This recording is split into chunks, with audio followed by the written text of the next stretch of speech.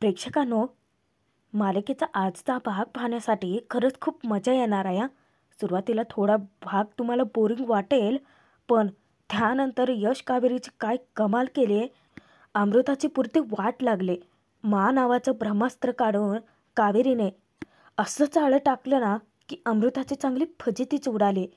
होतं असं की तोंड वर करून अमृता यश कावेरीला चॅलेंज करते की चिकू त्यांच्याकडे परत जाऊच शकणार नाही. आणि त्यानंतर मानच्या समोर चिकूसाठी वेगवेगळ्या वस्तू आणून तीच त्याची आई कशी होऊ शकते हे दिखाऊपणाचं नाटक कावेरी लवकरच उघडं पाडते. अमृता मोठ्या फुशारक्या मारत विद्यावहिनींना कमी लेखून त्यांचाही पाणउतारा करते. पण त्याच अमृताची कावेरीने चांगलीच वाट लावली. म्हणजे जाळ अन धूर संकटच निघलाय म्हणायचं. कारण लिगली अमृताकडे चिकूला सोपवण्याची वेळ आली असतानाच यश कावेरीने भन्नाट युक्ती करून चिकूलाच गायब केले. आणि तेव्हाच अमृताचे खरे रंग माच्या समोर आलेत. आणि शेवटी चिकू आता आपल्या कावेरीकडेच परतणार आहे. बघूयात मग आजचा हा छान भाग. शेवटपर्यंत नक्की बघा आणि कसा वाटतो ते कमेंट करा. यश कावेरी दोघेही विचारात हरवून गेलेले असतात.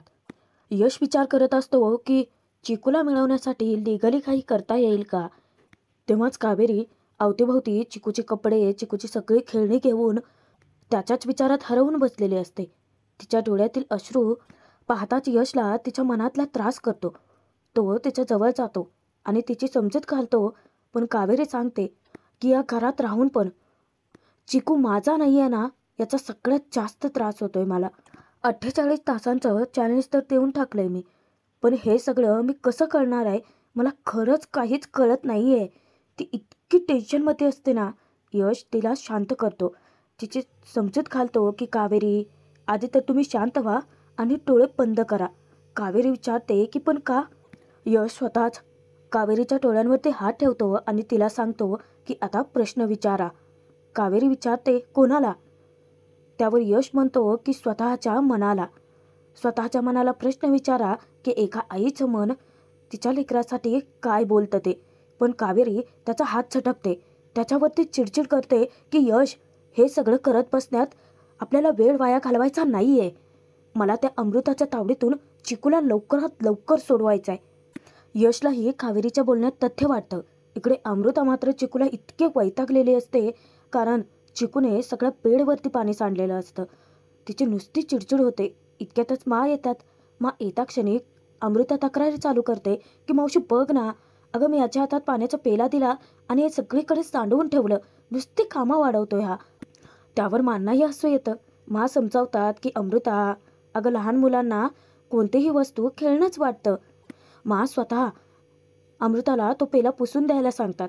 आणि आता अमृताचा डोळ्यासमोरच चमत्कार घडतो. कारण जो चिकू एवढा वेळ अमृताच्या हातून पाणी पित नव्हता, एका सेकंदात मांच्या हातून पाणी पितो. तिला नवलच वाटतं. ती विचारते की मावशी, हा ना, तू पाणी पाजतोय म्हणूनच पितोय, माझ्या हातून पितच नव्हता ग, काहीच ऐकत नाही हा माझं. मांना पुन्हा हसू येतं. मा समजावतात की अमृता, अगं लहान आहे तो आणि तुला तरी कुठे सवय आहे लहान मुलांना सांभाळण्याची. होईल सवय हळूहळू. आता अमृताला तर खूपच वैताग आलेला असतो चिकूला सांभाळायचा. आताच ती थकून जाते. मा समजावतात की अगं अमृता, ही खूप मोठी जबाबदारी आहे. ह्यात हलगर्जीपणा करून चालणार नाही आहे, नाहीतर लगेच ती कावेरी त्याच गोष्टीचं भांडवल करेल.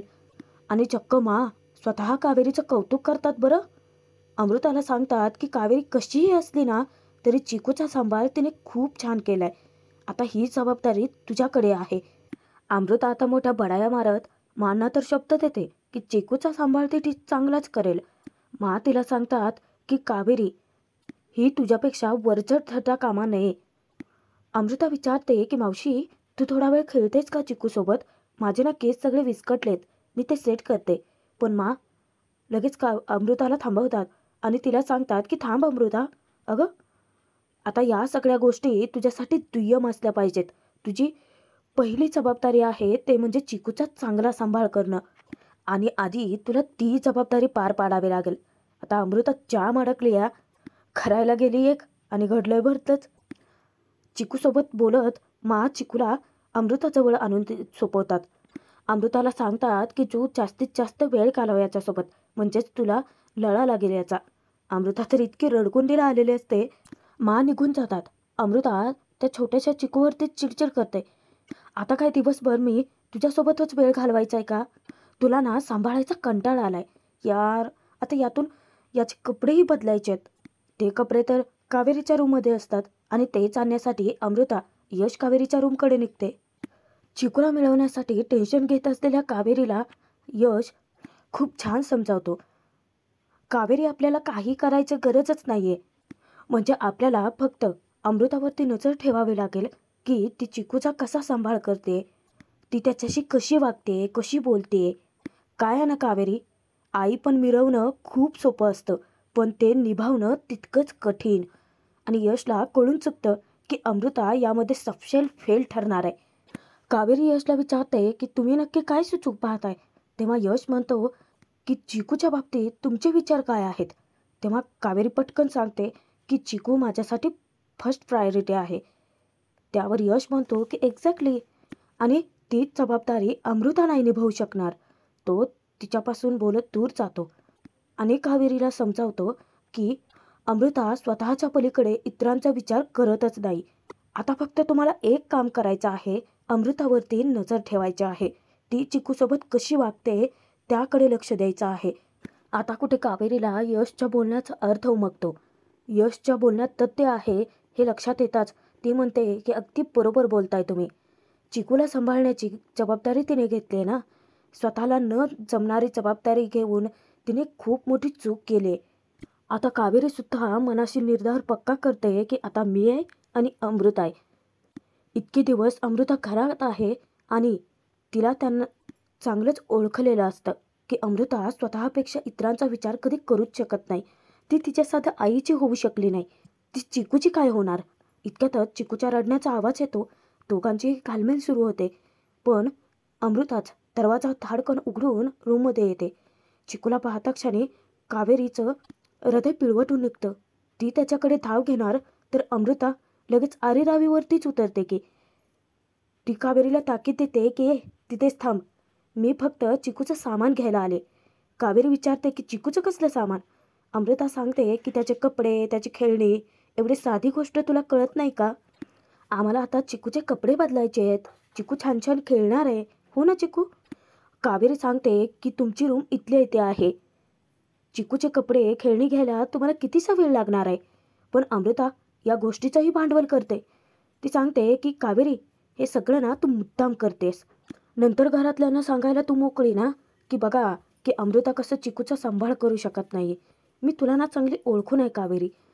तेव्हा यश तिच्यावरती रागावतो की अमृता, उगाचच नको त्या गोष्टीचं भांडवल करू नकोस. अमृताही चिडते, का मी उगाचच तुमच्या दोघांशी वाद घालते. कावेरीला ती बाजूला व्हायला सांगते. आता ती चिकूचे कपडे घेणार तर यश स्वतःच तिच्या हाती कपडे टेकवतो. अमृता चिकूची खेळणीही मागते. यश त्यातलंच एक खेळणं उचलून तिच्या हातात टेकणार. कावेरी त्याला थांबवते की थांबा यश, हे खेळणं देऊ नका. चिकूचं फेवरेट खेळणं आहे, तो आपल्याकडे परत आल्यावर लागेल ना त्याला. कावेरीला स्वतःवरती दृढ विश्वास असतो आणि तो पाहूनच अमृताच्या डोळ्यात खुपतो. अमृता म्हणते की कावेरी, या गोड गैरसमजातून तू जितक्या लवकर बाहेर येशील ना तितकं तुझ्यासाठी चांगलं आहे. नेमका गैरसमज कोणाचा होतोय ते लवकर कळेल अमृता. अमृता मोठा फुशारक्या मारत सांगते की आता लिगली सुद्धा चिकू फक्त माझाच होणार आहे. कावेरी सडेतोड उत्तर देते की बघूच या की.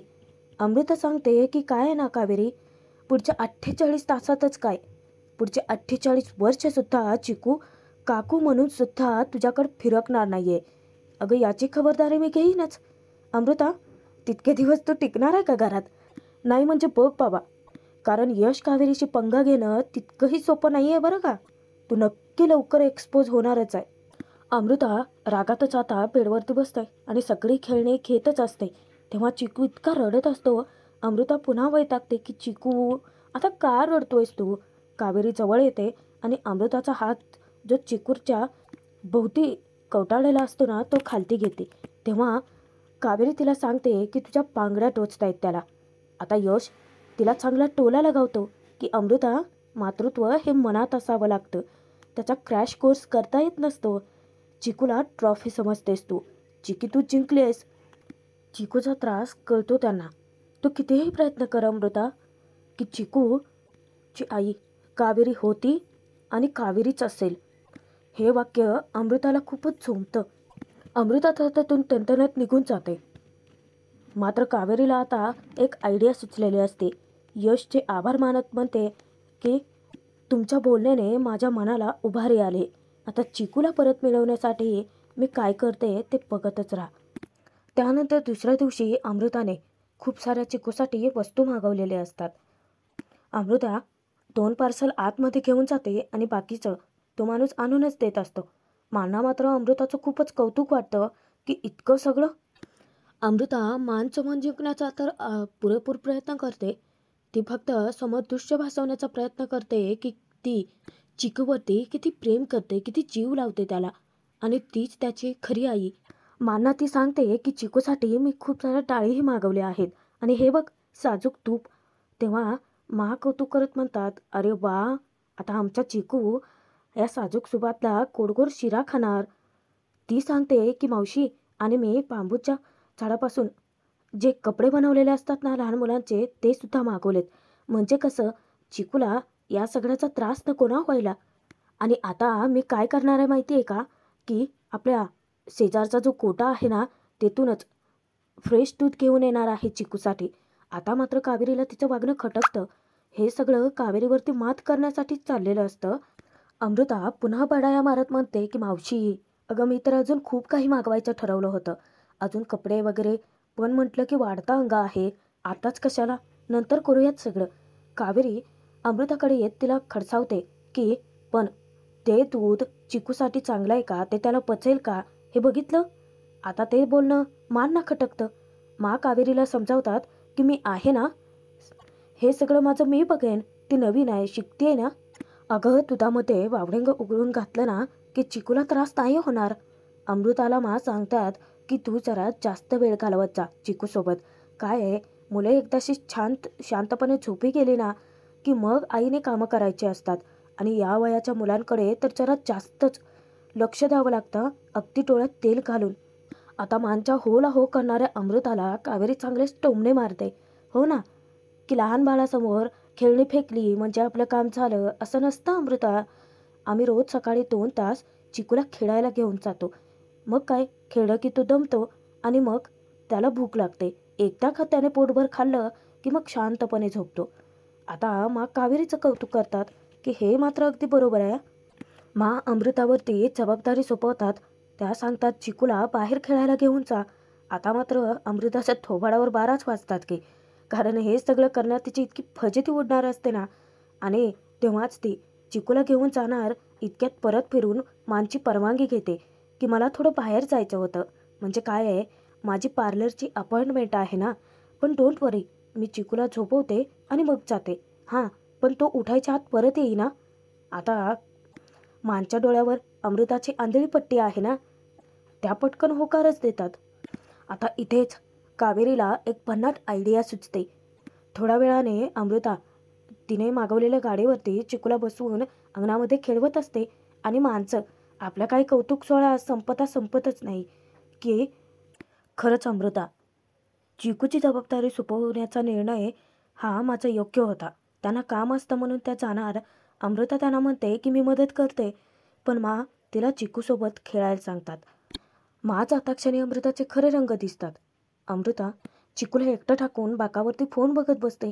इतक्यातच अनुष्का येते. अनु चिकूसोबत खेळणार तर मुद्दामच अमृता तिला दूर ढकलते. तिचा अपमान करते की हात लावू नकोस त्या खेळण्याला, तुला कळतं का किती महागडे खेळणं आहे ते, आणि या खेळण्याला काही झालं तुटलं तर तुझा बाप आणून देणार आहे का.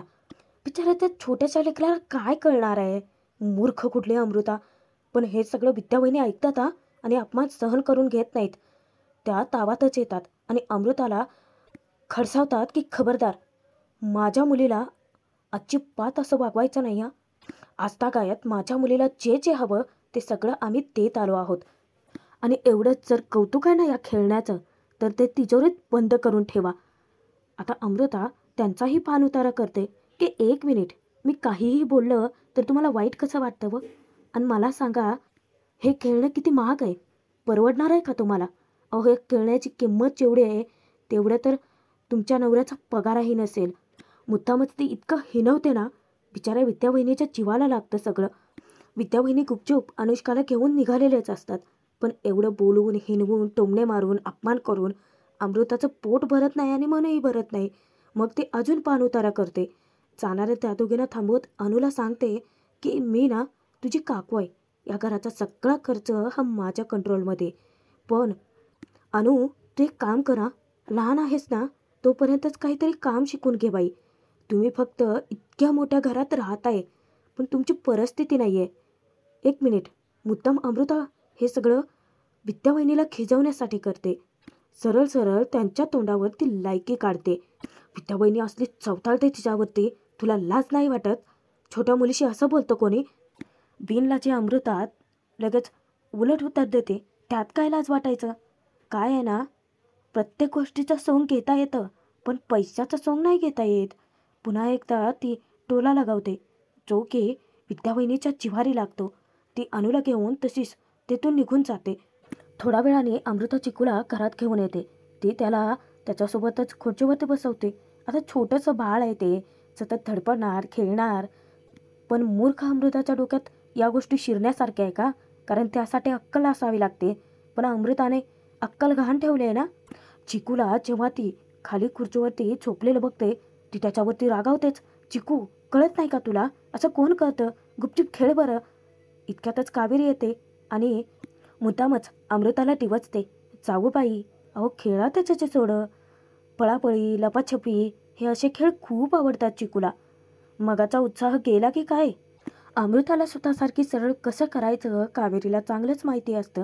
कावेरी ब्रह्मास्त्र बाहेर काढते, मा नावाचं. ज्या क्षणी मांना ती मुद्दाम हाक मारते ना, तेव्हा अमृता पटकन चिकूला जवळ घेते. ती त्याला खेळवायला काय लागते, त्याच्याशी गोडगोड बोलते. पण ती स्वतःच इतकी थकून गेलेली असते ना की तिच्यात आता त्राणच उरलेला नसतो. तिला आरामाची गरज असते. आणि चिकू काय, तो तर झोपण्याचं नावच घेत नसतो. मनातच कावेरी म्हणते की ही तर खरी सुरुवात आहे अमृता. आता तुझी चिकूला सांभाळताना चांगलीच वाट लागणार आहे. लागणार आहेच काय, ऑलरेडी लागली आहे कावेरी. काही वेळाने चिकूला ती रूममध्ये घेऊन येते. त्याच्यासाठी तिने भात आणलेला असतो.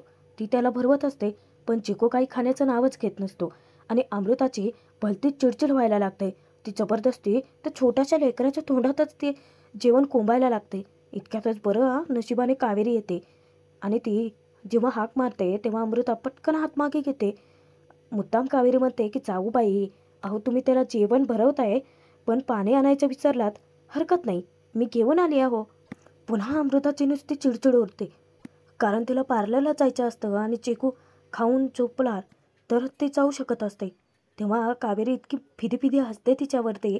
काय जाऊ बाई, अहो मुलांच्या खाण्यापिण्याच्या, झोपण्याच्या काही वेळा असतात, त्या पाळाव्या लागतात. अगदी त्यांनी नाचवल तसं नाचवावं लागतं. आई होणं इतकं सोपं नाही हा. अमृता तिच्यावरती डाफरते. मला तुझी फालतूची बडबड ऐकायची नाही हा. कावेरी अमृताला सांगते की नक्की चिकूला कोणत्या वेळी काय खाऊ घालायचं असतं. अहो आता संध्याकाळी त्याला ॲपल खाऊ घालायचं, ज्यूस पाजायचा, त्यानंतर परत त्याच्यासाठी खिचडी बनवायची, नाचणीचं सत्व बनवावं लागतं. हे सोपं नाही आहे.